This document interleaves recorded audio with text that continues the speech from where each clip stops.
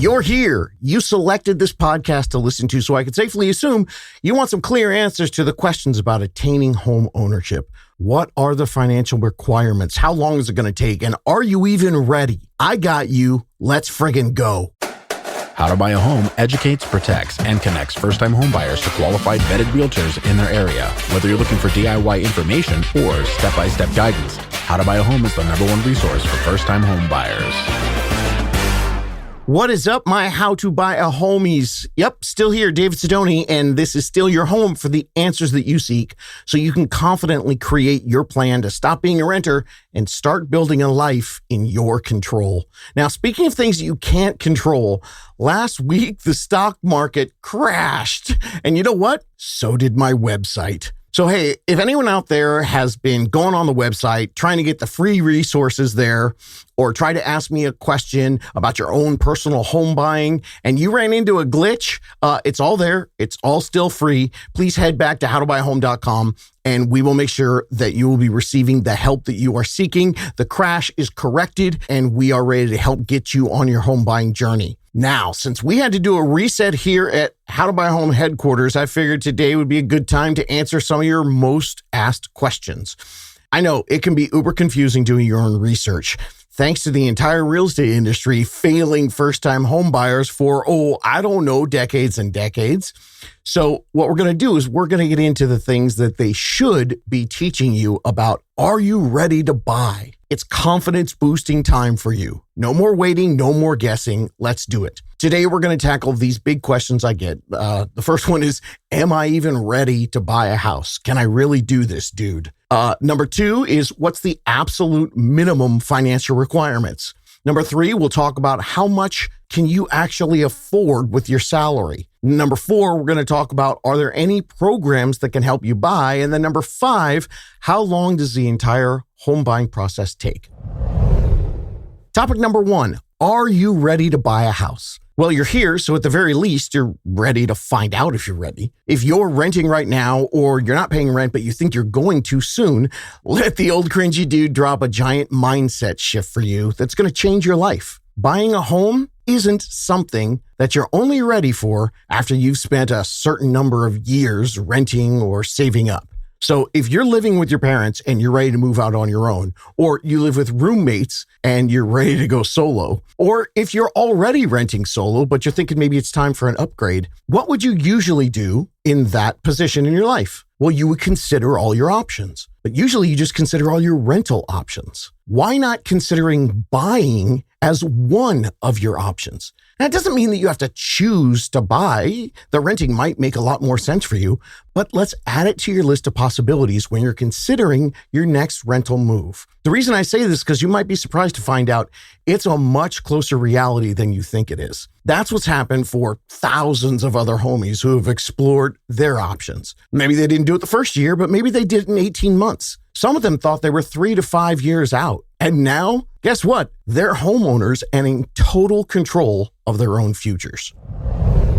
Topic number 2. The first question that people want to know, and I did it second, so too bad for you. What are the minimum financial requirements? What's it actually take to qualify for a home loan? Well, here's some basics that you can know so that you can accurately take that information and figure out your own options. First up, income. Now, I'm going to get into how much you need, but let's talk about making the income in this particular topic. You're going to go online and you're going to see that you need 2 years on the job to get approved for a home loan.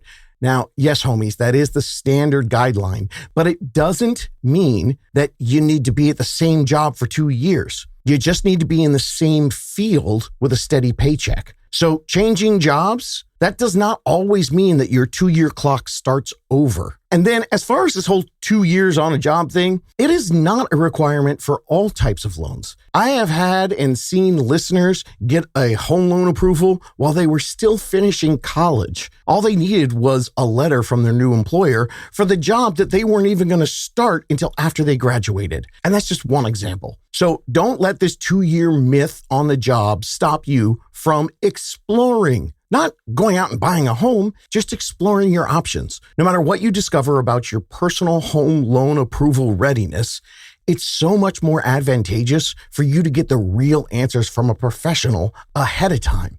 So no matter what the answer is down the line, you can start with a plan and get yourself in a better position. Now, how much income you need, we'll talk about that in topic number 3 coming up in a minute. The next readiness myth, those minimums that you need, this one that needs to get busted big time is credit score. You do not need an 800 credit score.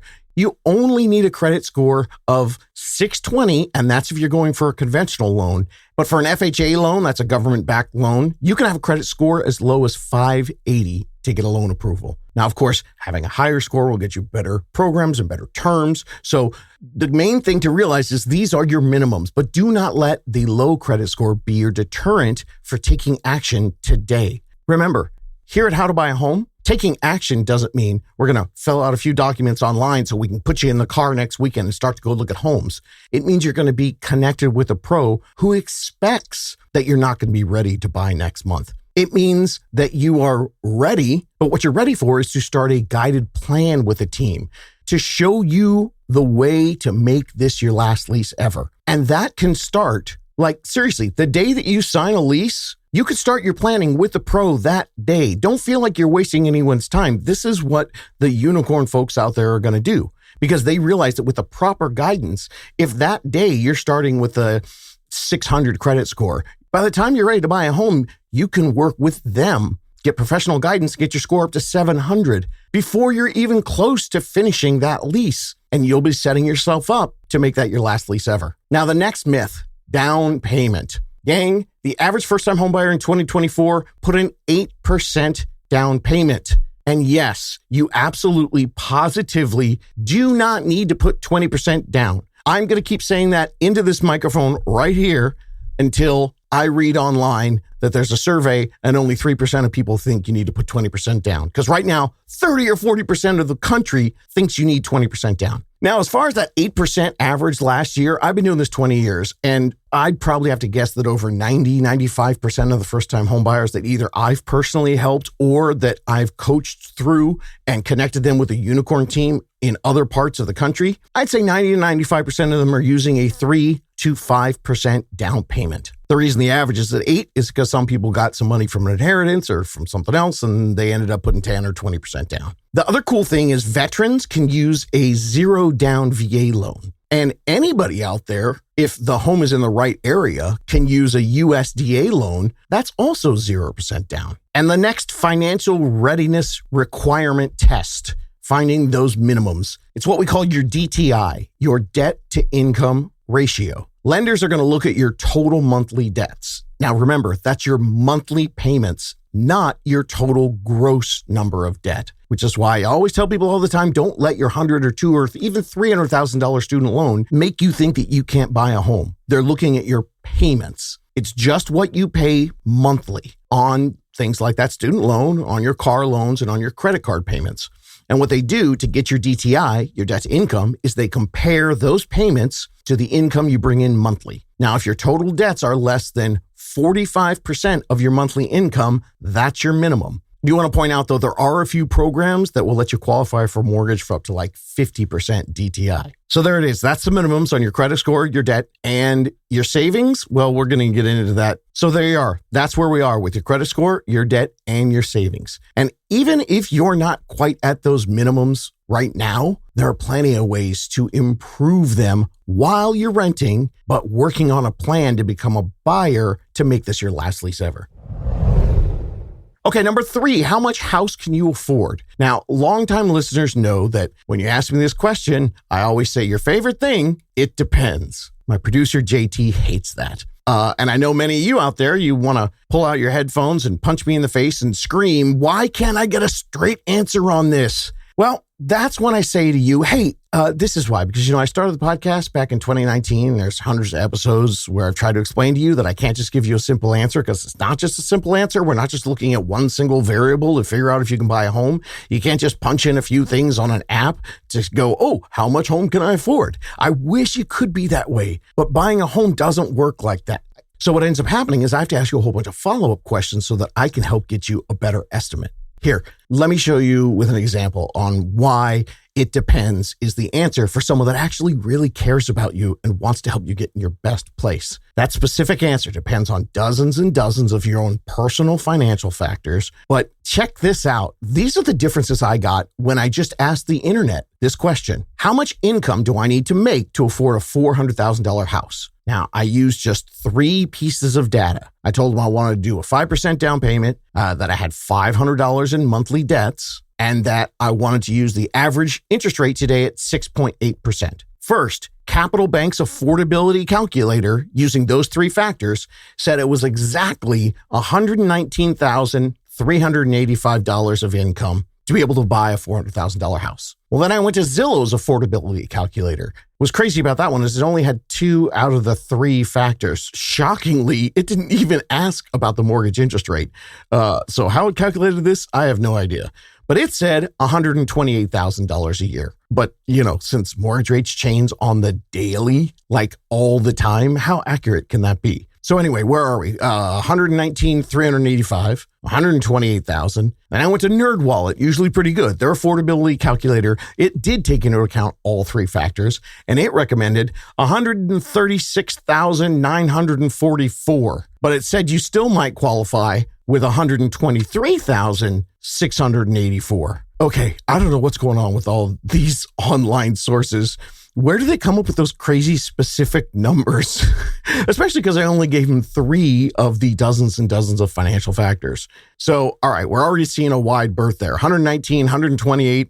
NerdWallet says 136. Oh, but also could be 123. So then I went to calculator.net. I figured, all right, this is Nerdsville Central. On that one, you couldn't get a calculator where you put in the home price. So I couldn't say I want 400,000. So I had to work backwards and just keep re-inputting different salary numbers. And then I hit calculate and it would spit out the result of how much you could buy. And I just kept going up and up. And at $142,000, it said I could buy a $401,000 home. So there's the wide berth, the huge range. So then I decided, well, what about AI? Let me see what ChatGPT says. This got really interesting. I said to afford a $400,000 home with a 5% down payment, $500 in other monthly debt, and a 6.8% mortgage interest rate, same stuff that I put in the other one, what would I need? And it said you'd need an estimated annual income of about $99,250.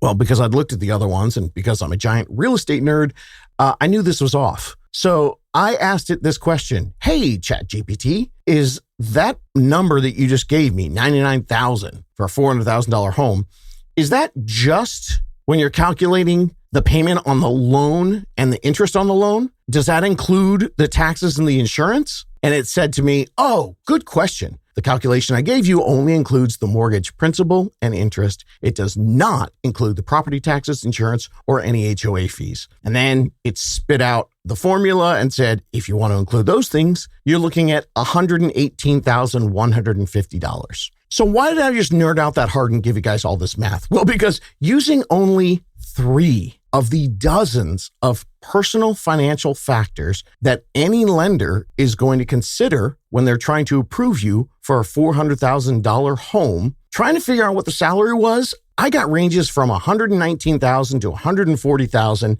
And of course, ChatGPT that told me $99,000, but didn't include a crucial part of the monthly payment.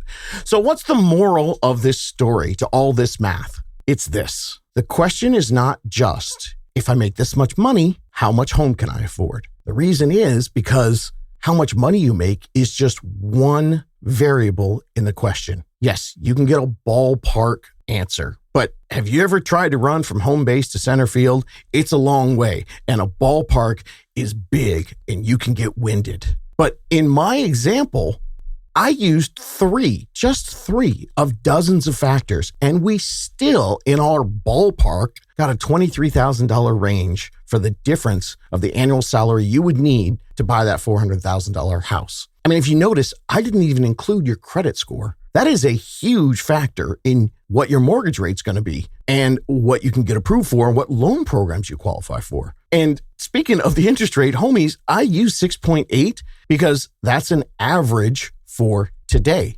You actually could get much better rates when a professional takes a look at your full financials, at all the pieces to it depends. You know what's really crazy?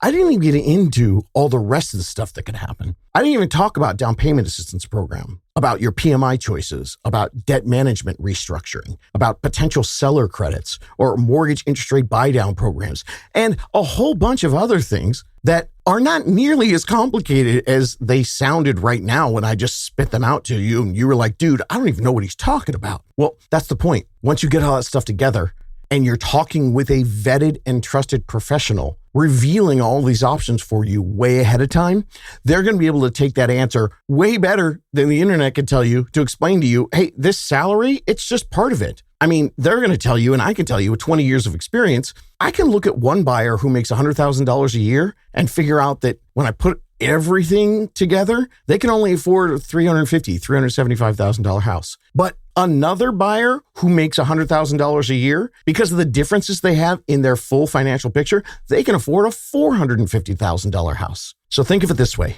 Salary is not the only variable when you're asking, how much home can I afford? All right, let's jump to number 4. Are there first-time home buyer programs? Hell yeah, there are. And I cannot believe that more people don't know about them. I'm talking to my unicorns all over the country, and they're reporting local down payment and closing cost assistance programs and grants all over the country, anywhere from $5,000, $10,000, $20,000, even up to $50,000 in certain places. Now, I know a lot of people assume that they make too much money to qualify for assistance. Yes, there are some down assistance programs that have a maximum income that you can make. But here's a pro tip. Do not assume that you make too much money for down payment assistance in your area. Always check. Some programs are designed specifically for middle income earners. And in today's market, that could be the key to make buying an option for you as things get more and more unaffordable, including your rental decisions. So don't let the fear of down payment assistance, thinking that either you don't qualify or you don't know enough about it, don't let that be the reason that you don't even put buying as an option on the table when you're weighing your options for your next move. And here's the really cool thing. If you're already using a low down payment program like a VA, a USDA, or an FHA 3.5% down payment, well, then adding these state and local programs, that could mean that you could buy a home sometimes for less than the cost of a first and last deposit on your next rental. You don't know what you don't know, so don't leave buying off of your list for your next choice where you want to live. And in many areas, this is crazy. You can use more than one of the down payment assistance programs.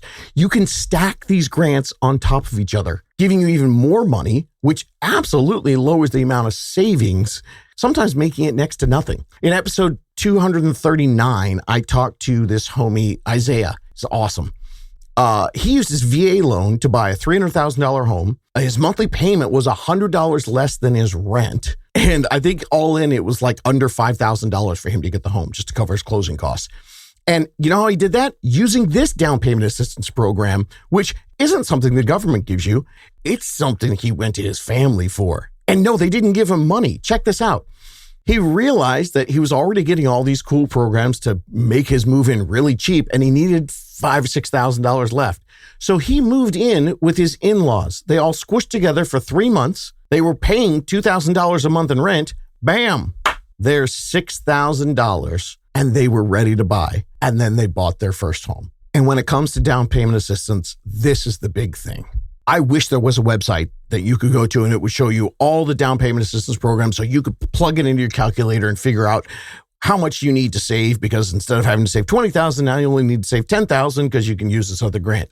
Well, there isn't. And you know why? Because they vary.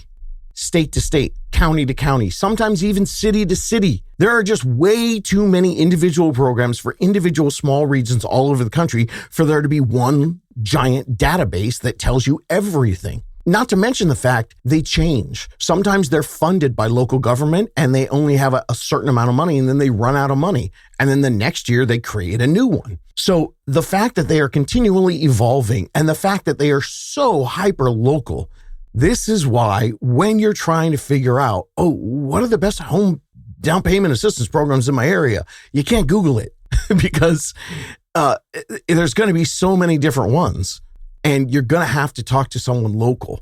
That's why making sure that you're working with a team that you don't feel like you're bothering someone who is excited about you reaching out to them early. That's where creating the unicorn team can make such a massive difference. You're going to find out, oh my gosh, this down payment assistance program, here I was thinking I needed to save $15,000 this year. I can get $10,000. I only need to save $5,000. We can do that in a couple months. And you know what? Hey, my tax return's coming up in a few months. Maybe we'll be ready by the summer. See? Sorry, gang. It depends. Okay, I know that was from the last point, but I threw it in there anyway.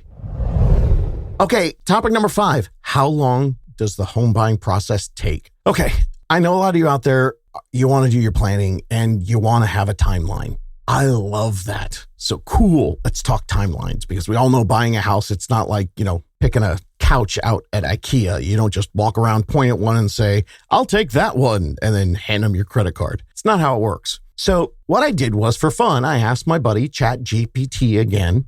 I said, hey, how long does the home buying process take? And this is the answer I got. From start to finish, your total time is anywhere from 30 to 90 days, depending on how fast you move and what the market looks like. And then I broke it down like this. Your pre-approval is 1 to 2 days. Your house hunting is 2 to 8 weeks, longer, depending on the market conditions, maybe. It said making an offer and negotiations, that's 1 to 2 weeks. And then the loan processing and underwriting, that closing on your home, 3 to 6 weeks. Okay, thank you, ChatGPT. Yes, technically, that could be a timeline to buy a home. But man, it is so miles off on the best way to get ready to buy a home. I mean, the whole process it wrote out, it started with the pre-approval process, 1 to 2 days, and then bam, you're into 2 to 8 weeks of house hunting and going out and writing offers. Whoa.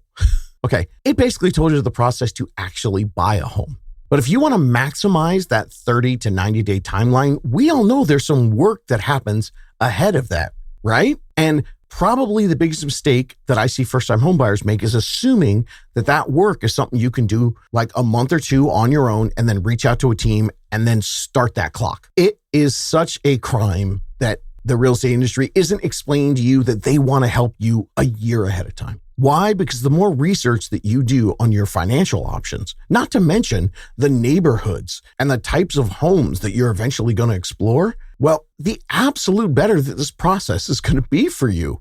So my recommendation is that you go back to the 10 first-time homebuyer starter steps, the basics. I did them starting at episode 301 this year. Go back to that, get the foundations, get the basics. And why do I say that? Because when you do that, then you can start your planning yesterday. Because yes, ChatGPT is right. When you're ready to go, it's a 30 to 90 day process. But you can absolutely make some huge mistakes if you don't put enough preparation in. Not to mention, you can miss some awesome opportunities if you're not as fully and completely ready as you can be. And know this, gang, you don't have to get ready on your own. Now, I understand there are very few realtors and lenders out there who are advertising and telling you that they're willing to help you for free months and months and months, not asking you to pay them an hourly salary before that 90-day clock starts. I know. That's why I started the podcast, and that's why I call the How to Buy a Home vetted professionals unicorns. They're unique. They're different.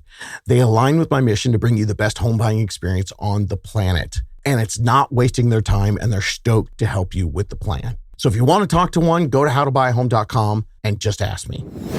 All right, that's the pieces of the puzzle. So now, if you're wondering, are you ready to buy a home? Hopefully, this helped you understand that you could be, and that the answers, well, it might take a little bit of deep dive evaluation to see. But the main thing is, don't cut yourself off. Don't give yourself a myth and decide that it's fact. Because the fact is, probably more of you listening to this podcast, especially if you made it all the way to the end here, you are much more ready than you think. So ask yourself, are you ready to just start a plan? Are you ready to begin creating a rent replacement strategy for yourself so you can take control over your life? Are you ready to work with a professional team that digs that and is willing to help you, willing to walk you through, give you action steps, and guide you in your own last lease ever program? Are you? Hell yes, I think you are, because you're still here. You can do this. Looking for more DIY education or